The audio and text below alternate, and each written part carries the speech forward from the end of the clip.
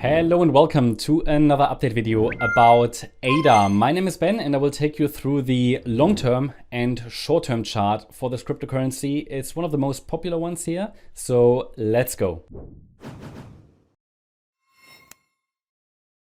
Okay, so we are on the Market Intel website, dailymarketupdate.com. You can register here for free and you get access to all of these Elliott Wave updates. Today we click on the cryptocurrencies section. We select the Cardano charts and you can see that also Fetch AI, Decentraland, Bitcoin, Ethereum have been updated. So if you're interested in these updates as well, feel free to register on the website. It's all completely for free. Now we click on the 2-day chart. I mean, you know the chart probably. I think it's just important to remind everybody about where we are here in this cycle and also to get everybody who's new on the channel up to speed. Please be aware that so far, there hasn't really been a lot of confirmation that this third wave to the upside has actually started. It is possible that the wave 2 bottomed in, I think it was June last year. That was the potential bear market low after such a long wave 2 correction, and it could be that a third wave is unfolding, but then it is from here now where the market should really show us some kind of a response or something, the next impulse to the upside hasn't happened yet. So we're going to take a look at that on the smaller time frame chart.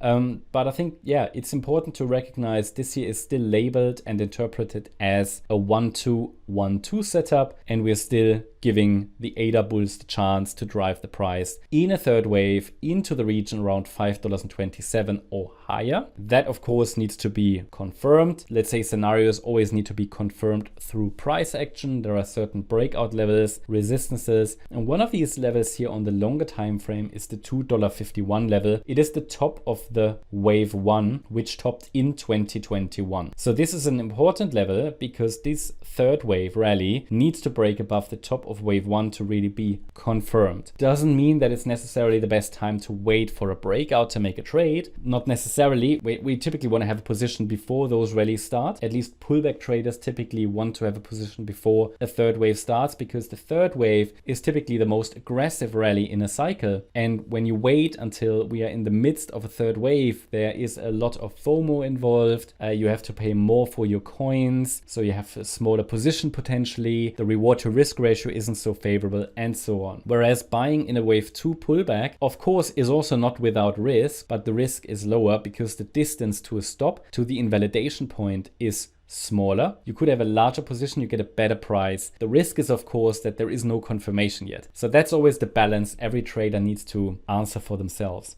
Does it make sense to buy in a breakout or rather in a pullback, or a mixed approach? It will depend on your own risk profile as well. Let's take a look at the 1-day chart. Here you can see that the wave count is pretty much unchanged from the last update.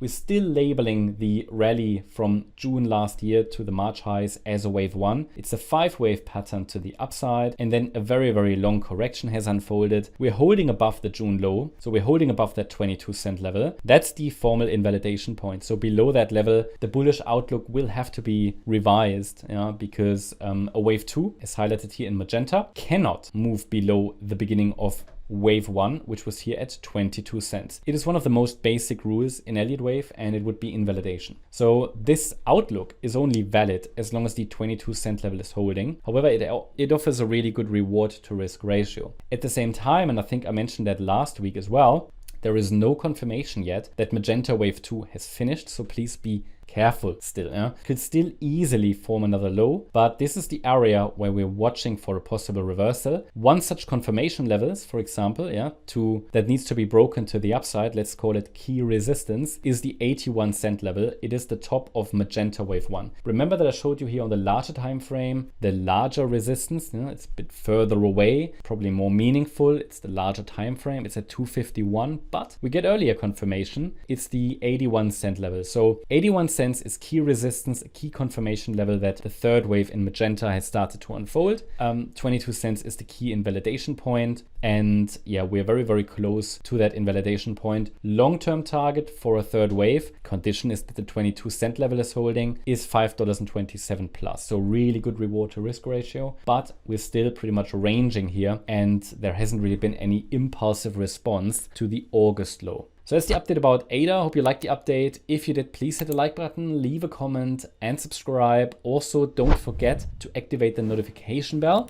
so you won't miss any future videos. Also, register on the website to get all of these updates completely for free. Thank you very much. Bye-bye.